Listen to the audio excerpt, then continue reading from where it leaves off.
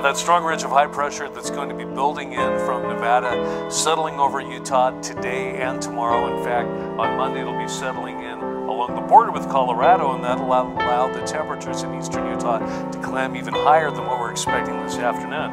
But by the middle of the week, actually by Monday night into Tuesday, that moves off to the east of us. So as that ridge of high pressure weakens, temperatures will start to drop a little bit.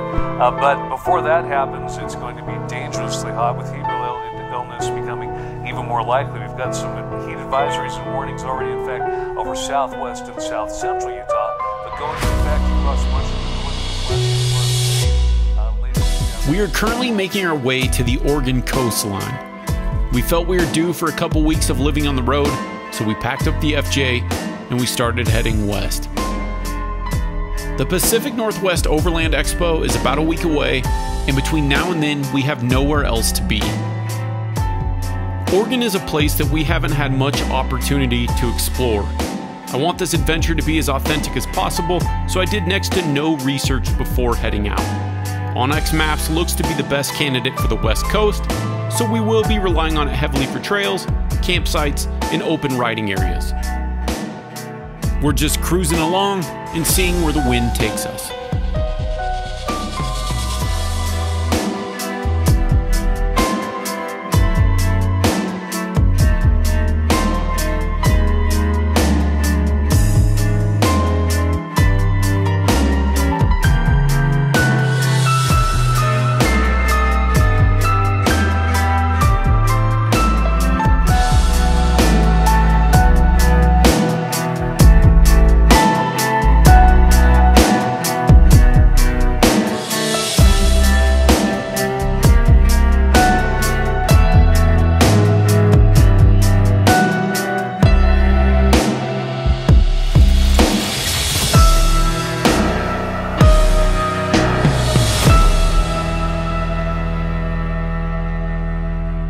We have 2 weeks of just open exploring for the most part. Aside from the Pacific Northwest Overland Expo, we really don't have anywhere to be, so we're just kind of taking our time and just driving across the country. So the Bonneville Speedway is behind us, and it's kind of sectioned off from the rest of this, but it's where they can race prototype vehicles and get top speeds and stuff like that without worrying about running into anything.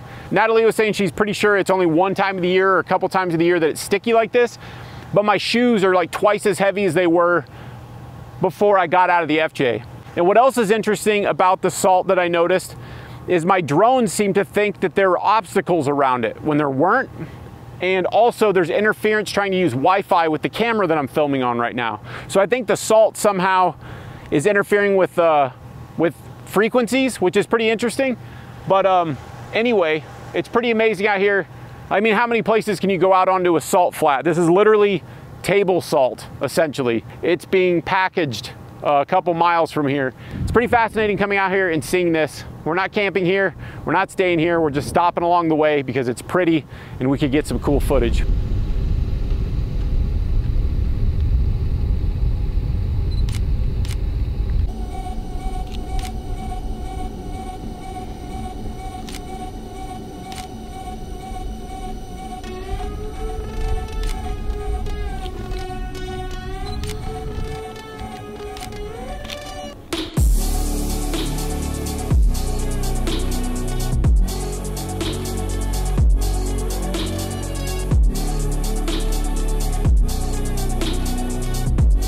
I applaud the brave souls out here with their tent set up to enjoy the sunset.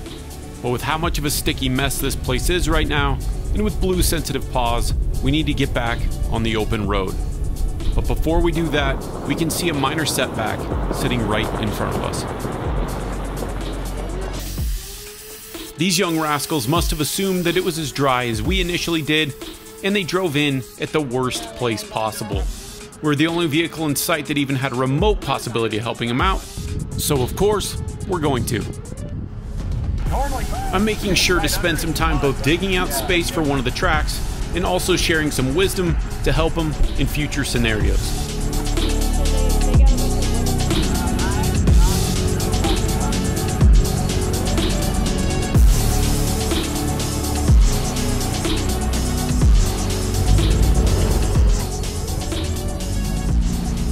Oh shit!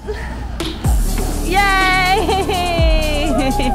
Thank you. I can only hope that this young man heeds my advice to thoroughly wash his car when he's done out here today.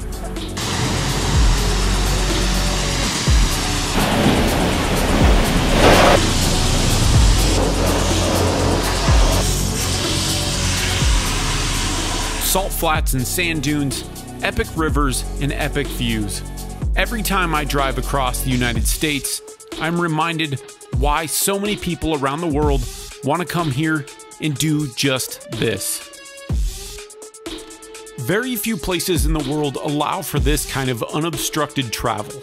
Our states are the size of some countries, and when we get to a state border, we don't have to show a passport or even insurance. The only obligation we seem to have is to stop by the state sign and take a photo. People travel from all over the world for this very experience. A large portion of this planet's population would do anything to experience what this kind of expansive freedom feels like. As many problems as this country may have, the United States is an incredible place to explore.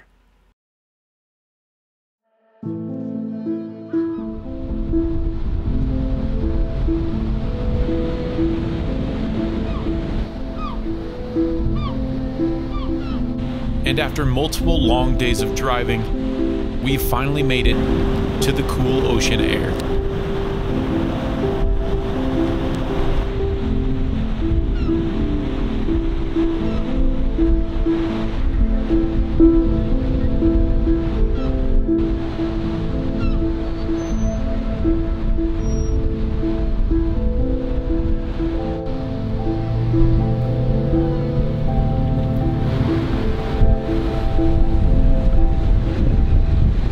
Hopefully you can hear me through the wind. We just got to Oregon not too long ago. We are camped out on the beach on one of the few beaches that you can actually do this on. This is our sunset.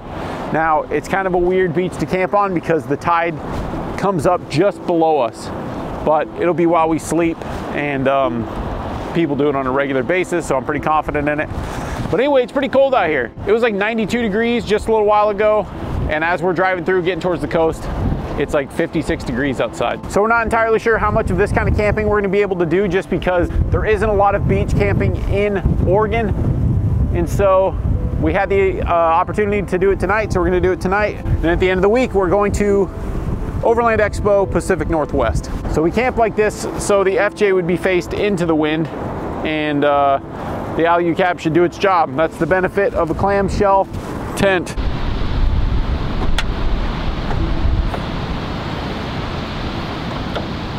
I think under any other circumstance, we would not want to camp in this kind of wind, but it's just too rare of an opportunity for us.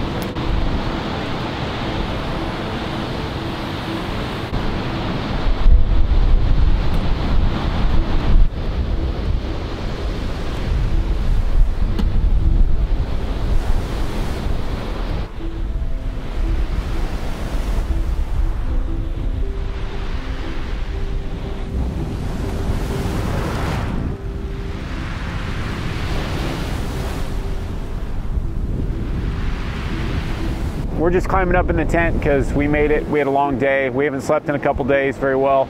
So we're just gonna climb up into the tent and wake up on the ocean. And then we're gonna start working our way north and just kind of check out what this place has to offer. There's gonna be some off-roading and there's gonna be some on-roading, but there's gonna be a lot of beautiful scenery. So stick around for this one. We're very excited about it.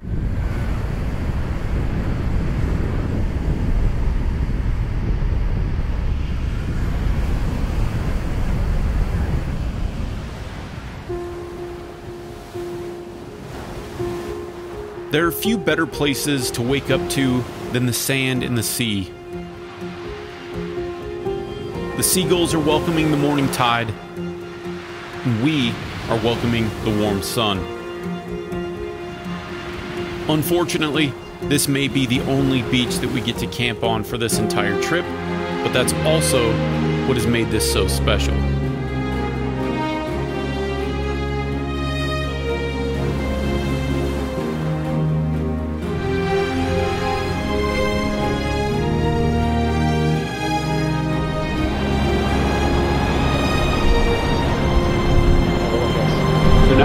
tide is down, we have a lot more beach that we could drive up on the coast here. And so we don't think we're gonna camp here again tonight, but we are gonna go drive around a little bit, just explore while we can, and then we're gonna head on and go try to find our next campsite.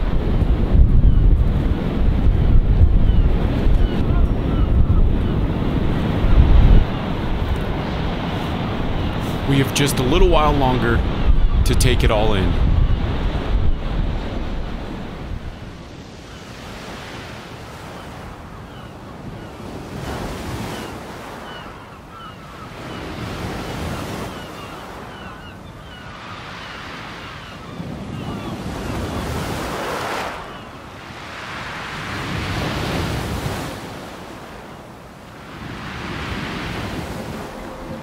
Me and Natalia aren't the only ones that wish that we could stay here and enjoy the cool breeze and the warm sun. We could sit here for days if we so chose, but there's more to explore and I get stir crazy. So it's time to get back behind the wheel.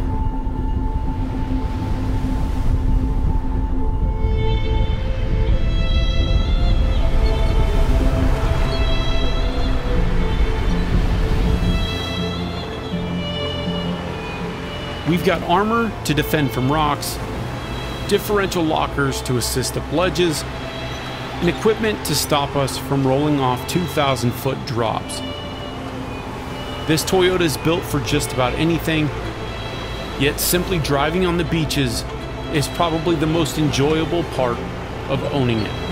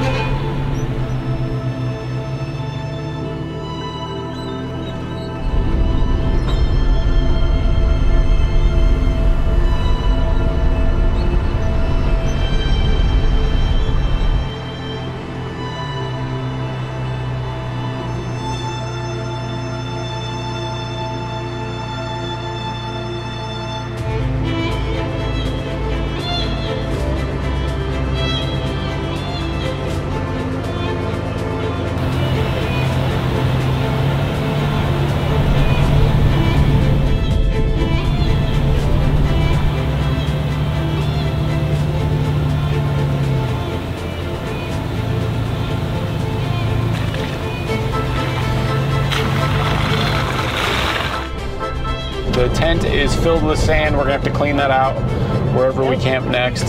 It was super windy, but it was one of the few chances that we're gonna have to actually primitive camp on a beach while we're on this trip, because a lot of it is gonna be camping in the forest and stuff.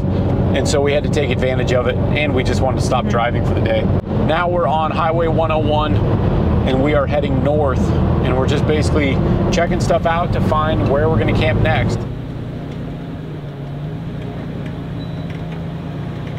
We drove across the country for this experience.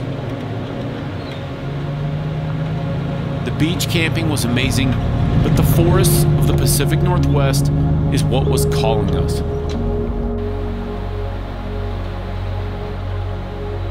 Only 7 temperate rainforests exist on this planet, and between Oregon and Washington is one of them.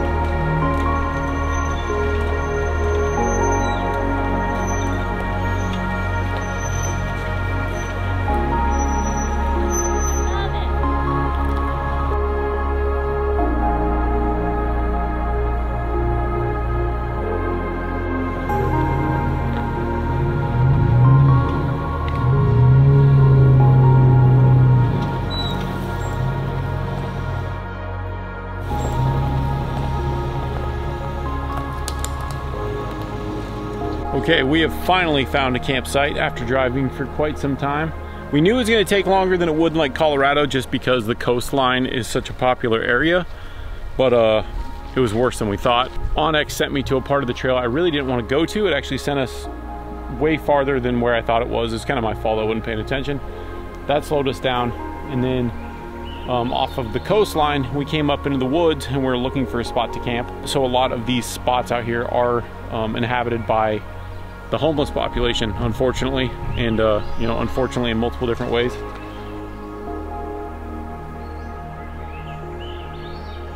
We had to go quite a ways up into the mountains to find this little hidey hole to where we are under the coverage of trees. We've even got some berries growing right here in our campsite. But yeah, this is our spot for the night.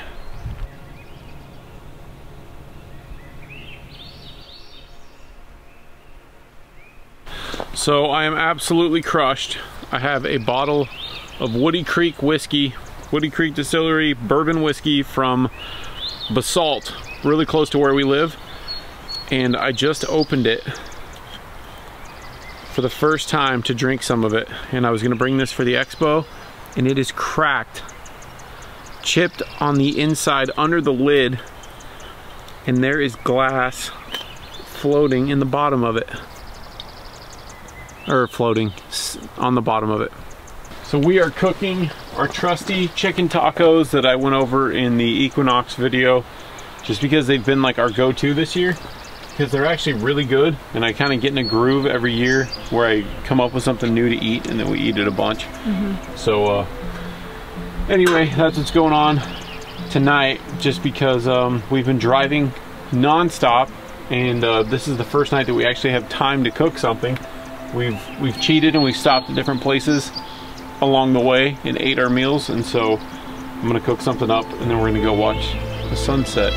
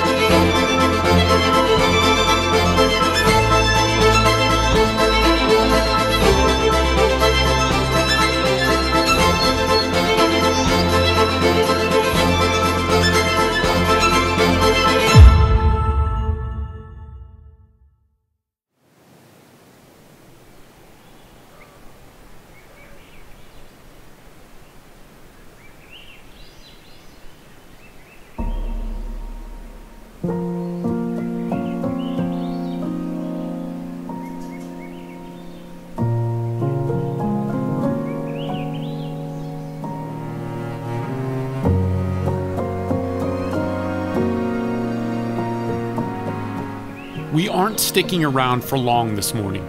I'm gonna check the oil, the coolant, and I'm gonna start pushing farther north.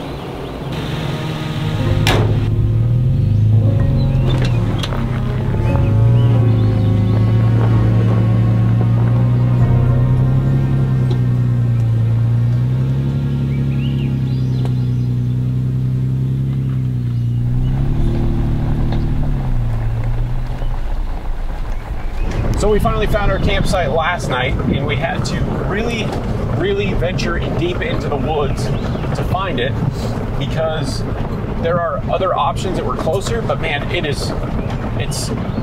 bums me out how trashed it is here. Yeah. It's pretty sad to see, really. And it seems like there's a lot of people living out here, like full-time living in their campers, and lots and lots of trash. Yeah, there's just sad. I really don't know what to say about it. It's one of those things that I don't quite know how to understand. I mean, part of it's a problem with society, people. There's all sorts of stuff that contribute to it. But as people who spend all of our time in nature, it really bums me out to see that stuff. And we finally found a campsite, though, that wasn't trash at all. I mean, there was a little bit, and of course we picked all that up on our way out, pack in, pack out. But we found a little nook, and I think people haven't been using this little nook that we found because it was definitely a tiny little road in that you definitely needed high clearance for, and four-wheel drive, obviously. These forests are some of the most incredible forests in the world, I would say, these coastal forests. And to see that people have just dumped trash on, like, obviously no care for nature whatsoever. It's hard for me to see.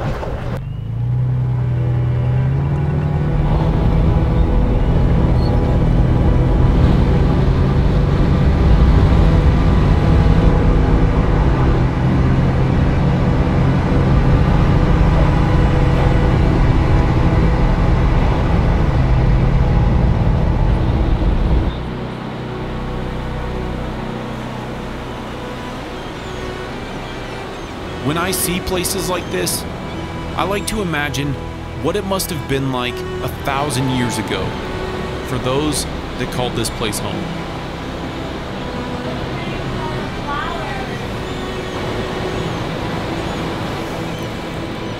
The very trees still growing here today supplied limbs for spears, bows, and arrows.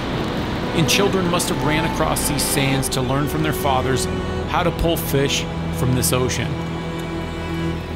It must have been an incredibly hard, an incredibly beautiful, and an incredibly rewarding time to live.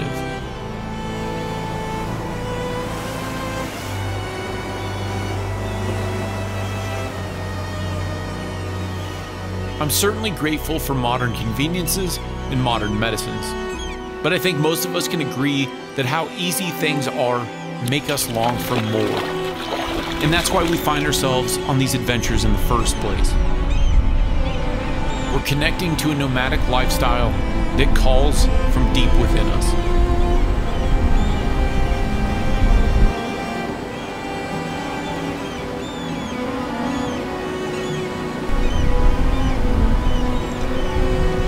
Today specifically, there's a little more history to appreciate as well. 248 years ago from this very day, the Second Continental Congress adopted the Declaration of Independence. And since then, we've celebrated the 4th of July in this country, and we are currently on our way to watch the celebration from a place we've always wanted to watch it from, on the ocean shores. Cooking in a paved parking lot on the 4th of July. It's so that we can go to the beach afterwards and watch the fireworks on the beach. So we are eating in a parking lot because you can't camp anywhere near the beach, really, unless it's paid camping, but it's 4th of July week. And so decided we want to watch the fireworks. So we're making dinner in a parking lot, and we're gonna walk down to the beach and check this out, and then we gotta go find a campsite in the dark, which is gonna be a bummer, but I think it'll be worth it. This is a parking lot, but it's also a day use picnic area, so. Yeah, I'm saying it's a parking lot, which it is, but it looks like it used to be camping perhaps, and they shut it down, making it sound trashier than what it is. I could just say we're in an epic forest somewhere. I feel like Will from Venture to Rome would appreciate this because he's a whiskey guy. So my whiskey bottle broke right here, and I don't think they'll return it. So we're filtering a little bit of glass that might be in it with coffee filters. Don't do this at home. Don't do this at home. This makes me look like an alcoholic, but it's mostly because I bought this in Colorado, and I'm not confident in 2.5 weeks when we get back after I bought it, I'm gonna be able to be like, there's something wrong with my bottle, you know? It just seems like kind of a weird thing. And I wanted to have this nice bourbon on the beach, so we're doing it. No blast yet. This could be a terrible idea. But from my glass blowing past, surely Surely you're I'm glass proof. I think I'm glass proof.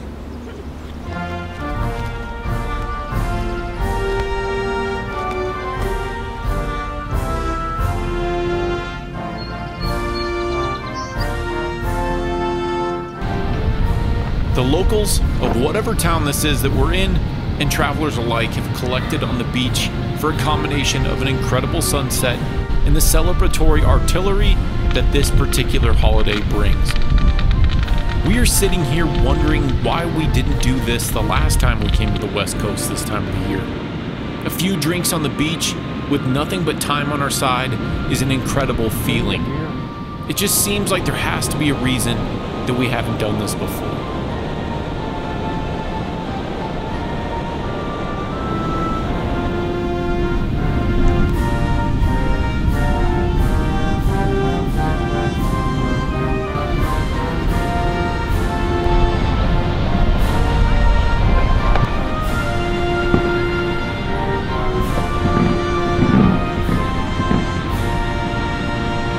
So obvious, it's staring me right in the face. We gotta leave because our Bubby is freaking out. Blue is shivering and freaking out, worse than we've ever seen her. Yeah, we gotta leave. Fireworks. We gotta give her some CBD, calm her down. Yeah. Get her out. Put her out of the boom town. Gave her some CBD. She's too old for this. So we want to be as gentle as possible on her. Yeah, the big booms. As far as traveling with the dog goes, this is why, this is another reason why it's nice to have CBD. This is the kind of thing you got to kind of be prepared for.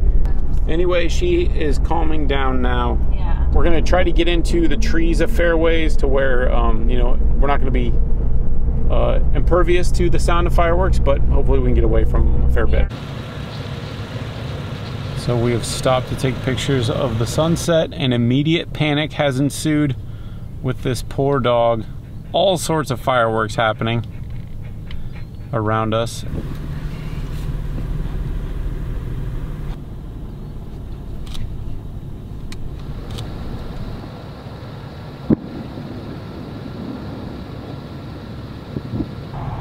Living between the mountains of Colorado, we actually don't get to see sunsets like these. So when we do, it's hard not to stop and capture them. But this photo stop is brief, and we need to get Blue somewhere where she feels safe.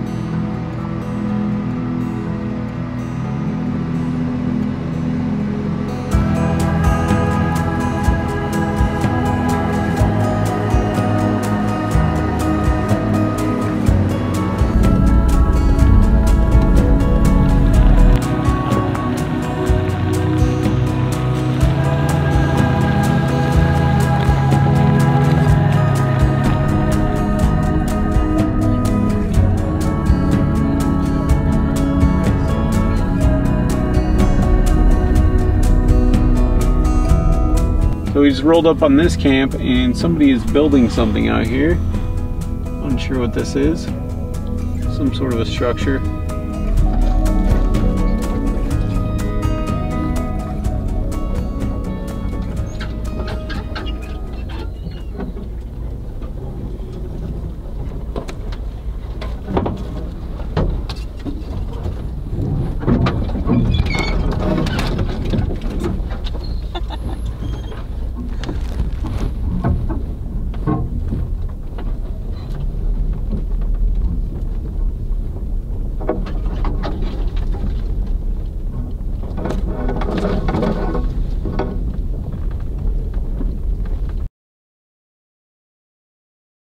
This is what a lot of the roads look like out here. You basically drive into it and it's just blocked off with something. And some of the roads have been blocked off with people's abandoned cars or semi-abandoned cars, which is always just not an open invite. And then some of them, the Forest Service has filled in with rock. And behind this one, there's another pile. So they're definitely trying to keep people out of here, so we got to respect that.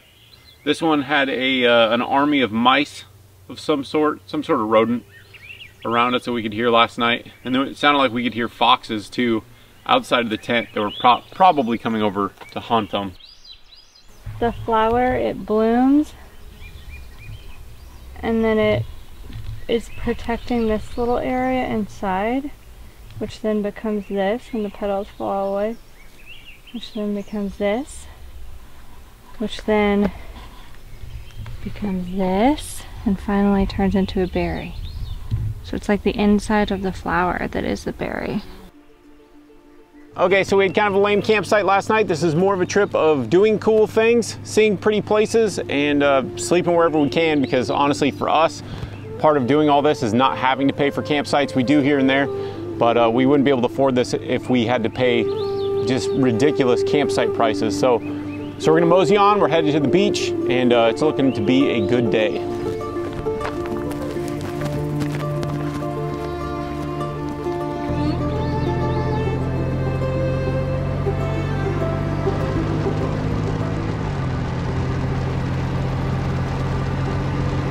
I think we have like 12 or 15 miles of beach that we can drive on here, which is pretty awesome. So we're gonna go down, and there is a shipwreck down here that we're gonna go check out, because that just sounds too cool.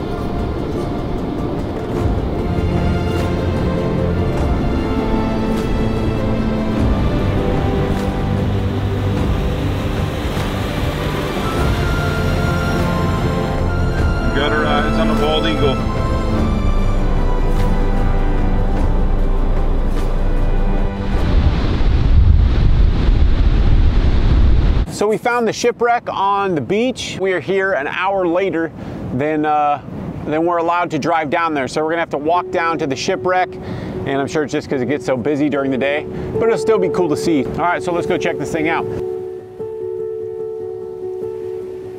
Rocky shores, strong currents, and dense fogs have long been known to make Oregon's coastlines a challenge to navigate. And this area in particular was even called the Graveyard of the Pacific.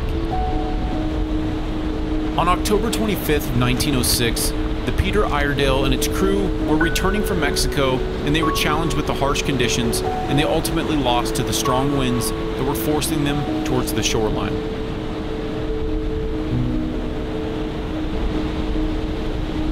This might sound like the start to a sad story, but the entire crew literally walked away unharmed. Legend has it that as they stood on the shore, Captain H. Lawrence poured each of his crew a whiskey. He then turned to the ship and said, "May God bless you, and may your bones bleach in these sands." There once was a ship that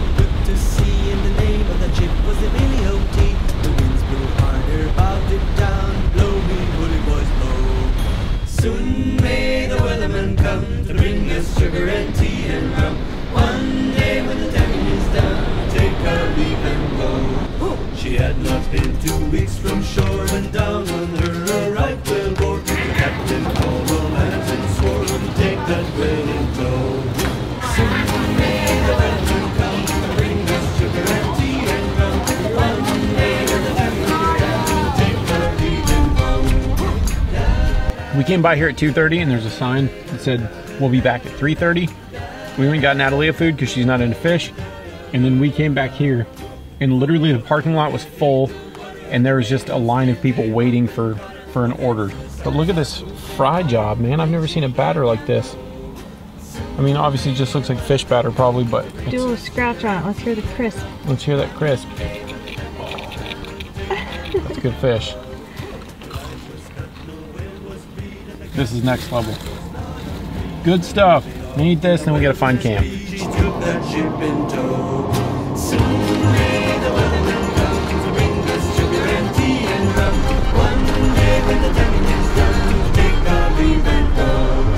Da da da da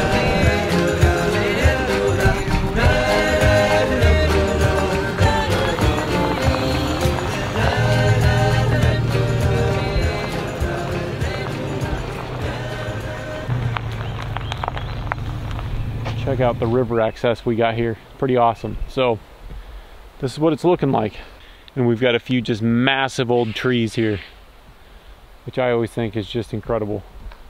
So maybe it's just a coastal thing, but we can't seem to find trails, like real trails. All the trails we've gone on so far are dirt roads, or like this is listed as a trail on Onyx, and then when you get on it, it was literally paved almost the entire time. I really don't think, I mean, it's kind of an off-grid area. It's a logging road, but it was mostly paved, so I don't even understand why it's going to be on an off-road listing. It has not been easy to find campsites. Maybe it's because we're on the coast, but just finding stuff that's decent and isn't trash. Because I mean, even this spot, it's beautiful.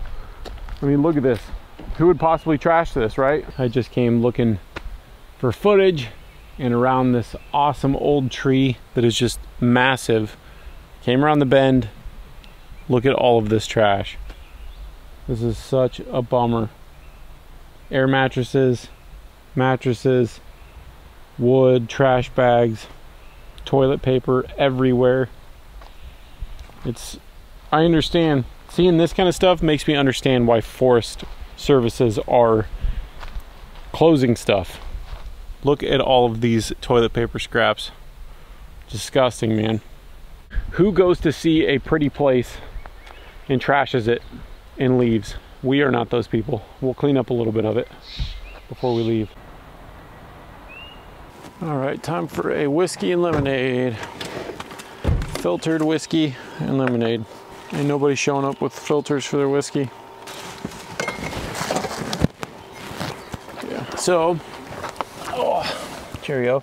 Cheers. So we have this nice campsite. We kind of wanted to get away from the coast because the coast is hard to camp on.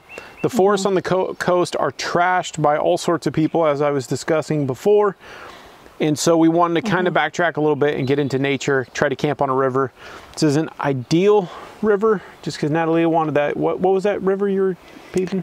I don't know how to pronounce that. The one on the way in that we had video of?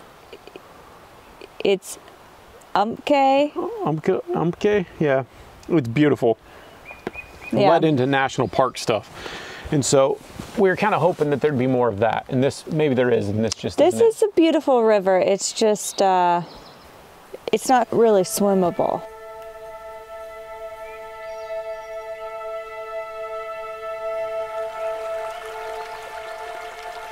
This slow-moving water has a green hue from the moss that covers the riverbed. Natalia went down to inspect it up close to see if she could spot any potential swimming holes. Instead, she spotted something else entirely.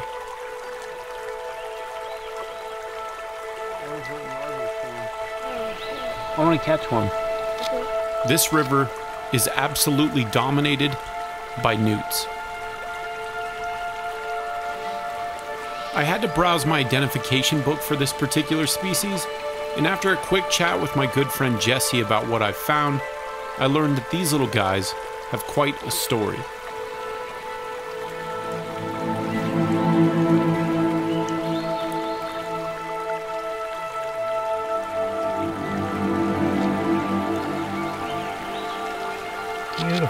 at that. Look at this pretty little belly.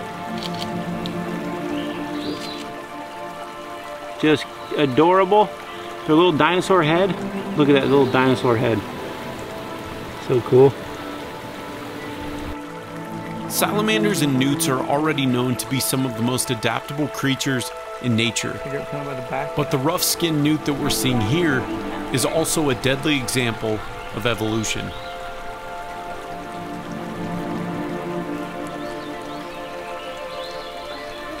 The skin of a single one of these animals contains enough neurotoxin to kill 25,000 mice or 20 people.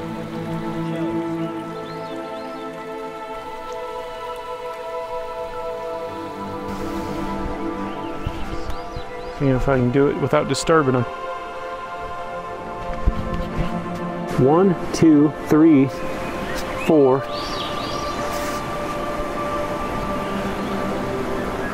Trying to take count. Okay, 1, 2, 3, 4, 5, 6, 7, 8, 9, 10, 11. Got another one over there. 12. I know there's more hiding under this.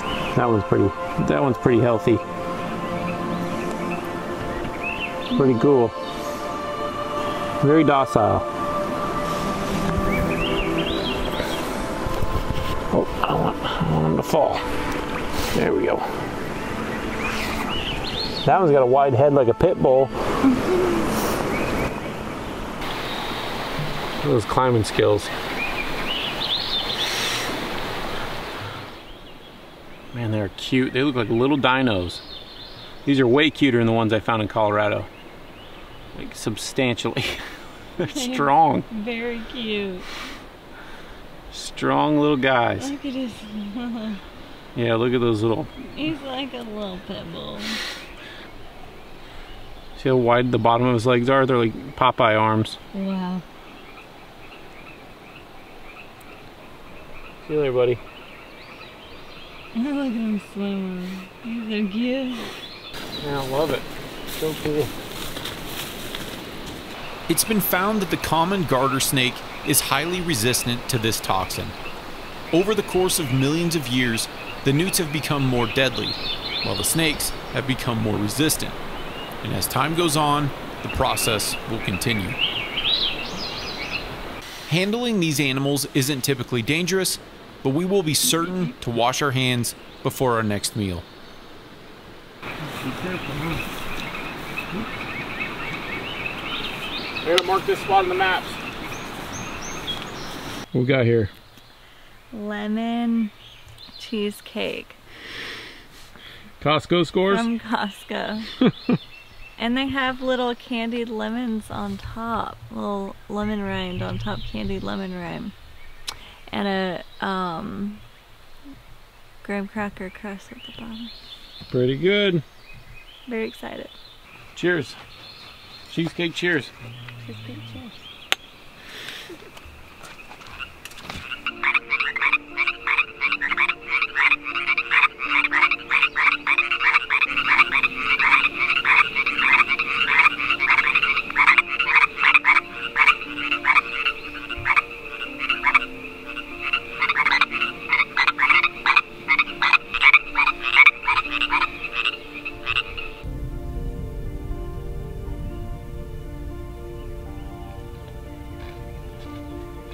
So far this week, we have seen some truly incredible parts of this country. Beautiful beaches, beautiful forests, and beautiful animals. We still have a long way to go on this adventure, and we can't wait to see what's around the next turn.